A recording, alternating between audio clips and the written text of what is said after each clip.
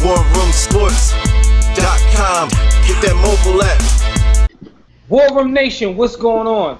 Welcome to our newest episode of Brothers of the Watch. This is our show. We talk about the Game of Thrones. Amazing episode tonight. We're going to get right into it, but I have to introduce my co-host this evening. I got my man Hutch. What's going on? Salutations to the Game of Thrones nations. The mini hat god is in the building. Let's get it. Yeah, and also we got the homie Hank. Hank, what's going on? What's going on, man? Oh, man, listen. What did you guys think about tonight's episode? It was called The Dance of Dragons, and that was a good name for it. Mm-hmm. We could jump right into it. You know, let's not even wait to talk about the damn dragons. because you know, as shout out to my man Black Westside, who's in our chat room, Don, he says she took control with them damn dragons finally. Yeah.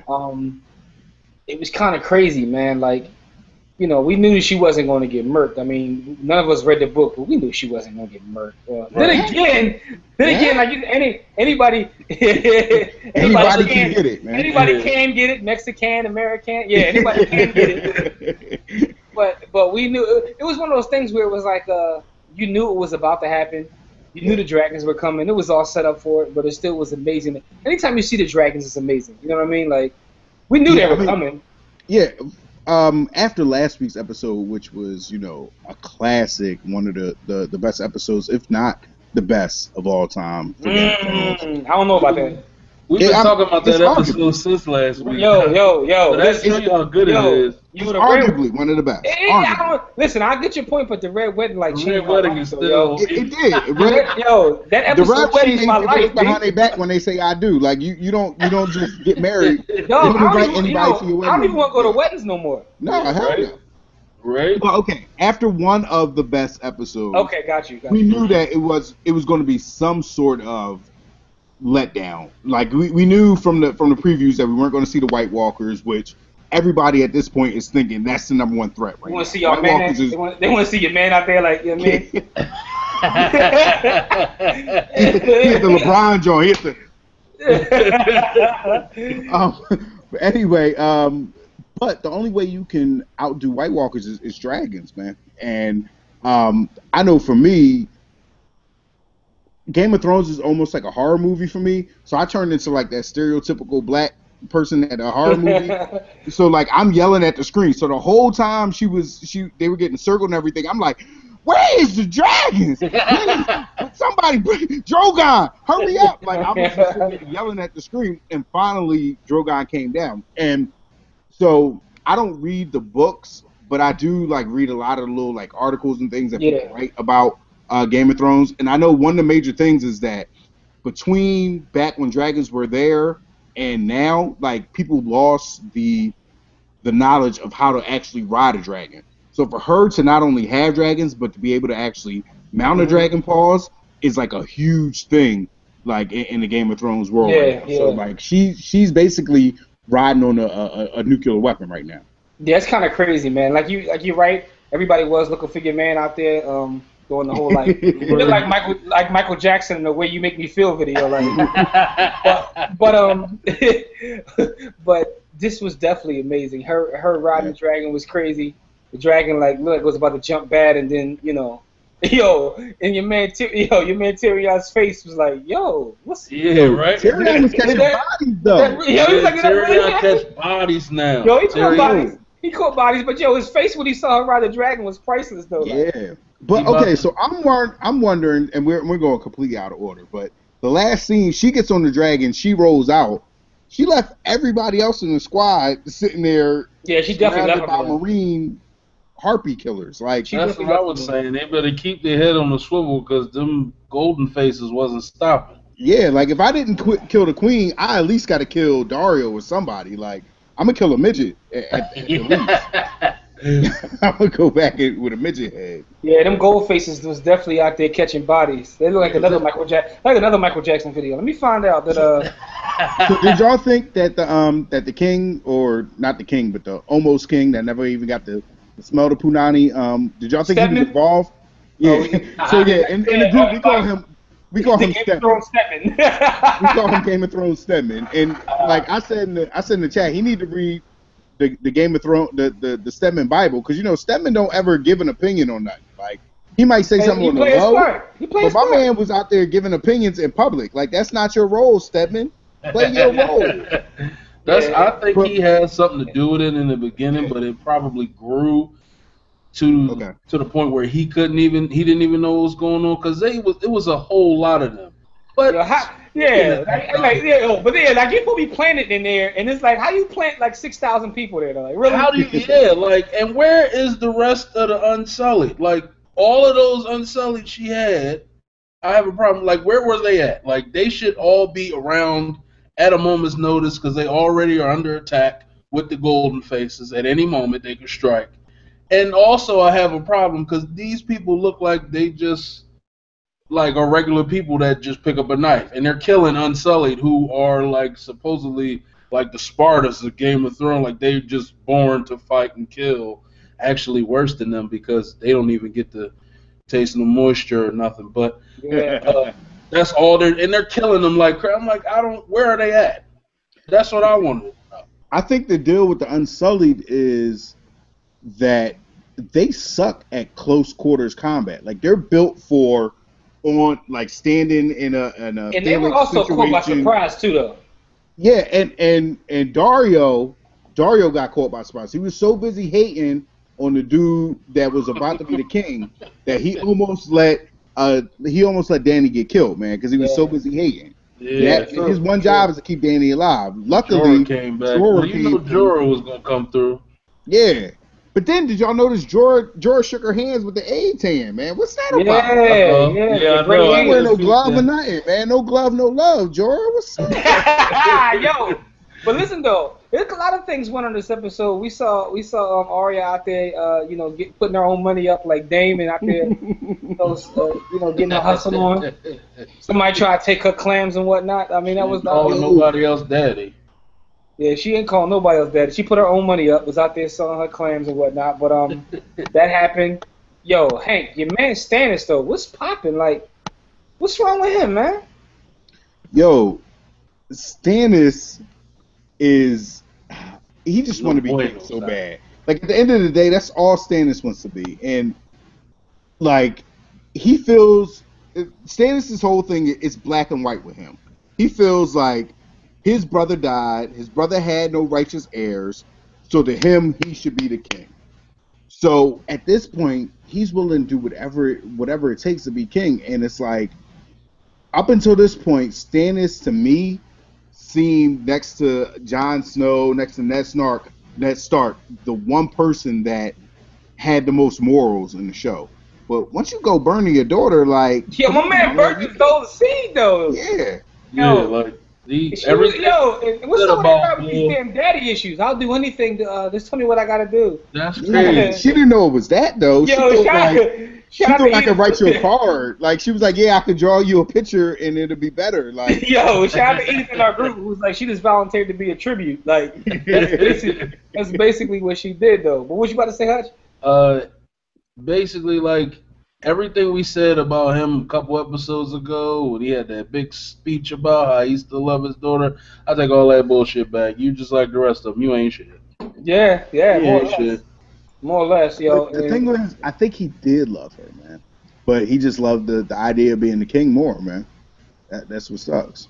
And what's crazy is the mom had always been the one that like didn't mess with her at all. And for her to be the one running towards the burning, her on fire was kind of crazy to me because I thought she was going to be the one that actually set it up for her to be burnt because she's in love with the Lord of Light and she never really messed with the daughter at all.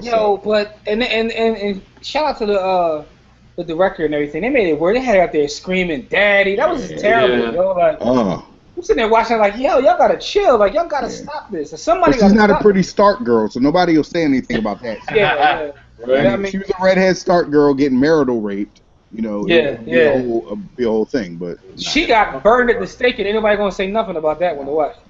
But shout out to Ramsay though, because Ramsay came through with his 20 men, burnt down the camp, and had them making rash decisions like that. Ramsay told him, "Look, I just need 20 of my homies, still Team 6, and we gonna move on." Pretty much. I mean, so overall, man, this was an amazing episode to me. Specifically, like you said, following the episode from last week. Yeah. A lot of Tough times one what to they, follow.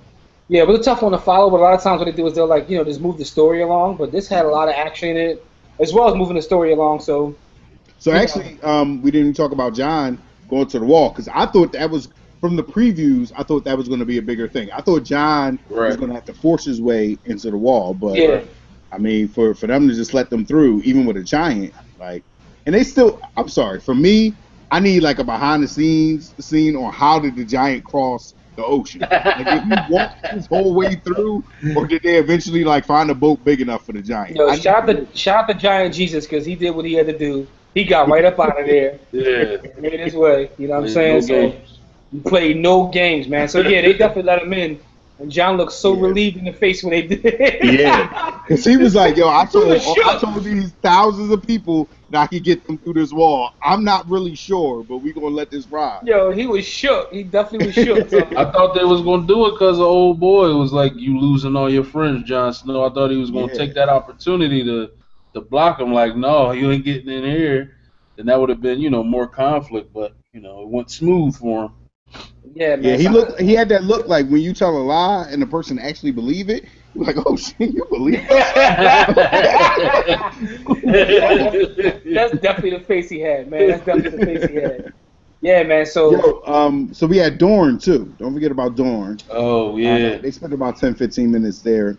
And was crazy. So I feel like that had the most potential, like going into the season, but for whatever reason, it's not clicking the way that I wanted it to click. But I mean, you had the shorty, what's his name? The Viper Prince's side chick, or not his side chick, his main chick, but not his wife. Yeah. You had her end up having to kiss the ring and everything. She jumped bad. She talked real tough, and I felt like the way that the daughters looked at her, they lost a lot of respect. So I don't think it's over there, but she had the nil before his God. 3-4 episodes going to this spot, and for them to take, Jamie, who's a top character, and for them to take Bron, who's a top character, and spend that time there, it's been a disappointing. I mean, listen, we got another episode left, man, and they're gonna have to go. I mean, I guess you're gonna deal with Cersei next week because so many stories going on. Like they're gonna probably end the season with Cersei. I don't know. You know what I mean? And that's the thing about this show. Like, it's so much going on. It's hard to, like, pick up every storyline. Cause like, when the last time we seen Brienne? Like where has she been? Like, you know what I'm saying? Like she's just in the tower waiting for a light, man. I think she just posed for the cover of Vanity Fair, but I'm not. Yeah. I mean, shout out to all our transsexual viewers, man. We love y'all too, dog. No doubt. But so it's a lot going on, man. So let me ask you guys, what do you think is going to happen next week? There's one more episode left for the season finale. So what do you think is going to happen? Some predictions out here. I'm going to start with you, Hutch. What do you think, if anything, is going to happen? How will they close this season out? I think, like you said, and they showed a little bit of it, that we're going to see a little bit more of what's going to happen with Cersei in the dungeon. I kind of feel like we're going to get a little... I think we're not going to see Dany and the dragon for now, like directly, but we're going to see more of Tyrion and Jorah and Dario and how they're going to, like, what they're going to do now. Like, what do we do now? Like, the queen is gone and these niggas hate us, so what are we going to do? Stuff like that. I think those would be, and then you get a little bit more Jon Snow and the White Walkers, but I think that'll be the main points. Yo, and shout out to Monica who made the best point that that Cersei and Jaime is like the worst secret ever. Like, like the whole Seven Kingdoms know, and they run around like nobody knew. They got the worst secret ever, yo. Even I think he would never say it, but even they Pop knew. He knew. Yeah. Oh yeah, he knew. Yo, that's terrible, man. Yo, but Hank, shout out to Drogon too. That like he was taking them, taking those spears to the side, and he was looking like, yo, are they really throwing spears at me right now? Like, I'm a goddamn dragon. Like, I need to respect my authority. Like, come on, man. No, but going it like it's crazy because I don't think they could show us more of the White Walkers. Like you, Hutch, I don't think they could show us more of Daenerys. So I think it is going to be King's Landing. It's going to be about how Cersei can get out of jail. Maybe we'll see the Mountain reemerge, the Frankenstein Mountain come back and start beating up the sparrows. But yeah, I can't believe that this season's about to end. Like, yo, it's going to be a long year in between. This, because we know what's on the horizon. So like. We know, I think we all kind of understand that there's going to be a battle between dragons and ice people at some point when this thing ends. So, God, I can't wait a full year for this, man. I really hope that they figure out. On your Bart Scott joint right now? Yeah, man, I can't wait. Yeah, no, I'm like one of them dope fiends in the House of Black and White, man. Like I need that hit, man. I'm about to nod out. Yeah. Did we talk about Arya? Arya almost getting touched on it. Oh yeah, we touched on her, like, you know, getting her ground on, you know, putting her own money up, and you know, but her selling clams she was selling clams in the bordello, you know what I'm saying, the good hustle. So I think they're going to finish up with that. I think Arya is going to have to make the decision of, is she going to be a faceless man, or is she going to get the revenge that she feels that she needs? And for me, I think she's going to go after the revenge. I don't think her story ends with her being a faceless man and being this killer that, you know, just floats. I agree with that. Like I think she's going to end up being she's going to end up killing that dude. Like she's going to. I think her revenge overpowers everything, because you see, she when she saw them, her mission went out the window. Like what was playing into her hands? Like, excuse me, hey, clam girl. Clams. Ain't give a fuck. So I think that's gonna overpower her. I mean, it's kind of what we say every episode. Like, she knows no chill. No. So and her emotions are so strong that we already know what it's going to be. I agree with both. And to be honest, man, like, come on, I got a 7-year-old daughter. Like, my man got to go anyway. Like, I don't like him looking at the hookers and saying younger. Yeah, man, I'm like, he chirping out here. Damn, dog. Like, you know, like, yo, I'd rather him say give me 2 or something. But he said no, I need younger. Like. He out there trying to smash a toddler and whatnot. Like, you know, he's way out of pocket, man. He's way out of pocket. He gonna say, I don't want her. Yeah. Worse, he gonna say, and I'm gonna need a fresh one tomorrow. Like, yeah. Like, yeah, he's way out of pocket, man. Way out of pocket. Oh. But yeah, there's definitely a lot going on, man. There's this one episode. Man. What you think, Jimmy? What do you think's coming up? Like I said, I think it's gonna be like, you know, they have to deal with the whole Cersei thing. And that's going to be a big part of it. Sansa as well. I think Sansa, we're going to see. Right, because we didn't see her at all. Yeah, we're going to see her this turn. She's the new Cersei now. Watch, like, that's what's going to happen. It's like, after what happened to her, she's going to make the switch. So it's just so many storylines they can go to. But I think, like, you really have to deal with the whole Cersei thing, because she's literally one of the biggest characters. And you know, the last 2 weeks, we did see her sip water off the floor, but they really didn't, like, you know, dig into what happened to her. So I think that'll be the primary story going into next week. I'm looking forward to seeing what happens, how she gets her way out of this, if at all. And somebody got to die. Somebody got to die next week. Like, I don't know who, but somebody got to die. Yeah, usually that's how it go. It's a sick ass show, but we all love it, man. Like, we love it, man. I'm sitting there like horses burning, my man burning his daughter, and I'm sitting there like, yo. Like I said, only Ramsay would burn a horse, man. Horse are majestic creatures, man. He said one win a triple crown. Only shout out to American Pharoah, man. Yo, you gonna sit there and burn a horse? Ramsay burned American Pharoah, man. Like, yo, out of pocket, yo. I think that's the name of this episode, man. Ramsay burned American Pharoah. Ramsay burned American Pharoah. We got a title, man. Yo, and the thing is, like, when that happened, we was sitting there like, yeah, he burned a horse. And then 15 minutes later, my man is burning his daughter. Like, he had to step it up. Like, worse than a horse. I felt a little worse than a horse. Because she had great age, and I feel like eventually she had to go anyway. See, man, so, oh, man, y'all out of pocket, man. Anyway. Let's go. It's been a definitely a good episode, man. We'll see what happens next week. We'll be back here next week with another episode of Brothers of the Watch. Listen, subscribe to the channel. This will be on audio as well as video, so check us out however you can. Give us some feedback. Hit us up on Twitter. Let us know what you think. As we always say, don't accept mediocrity, be steadfast in the war against ignorance, and we'll see you chumps on top. Peace. Kuwait, it's the war room with 5 nights at the round table. 5 Philly guys diversified and educated.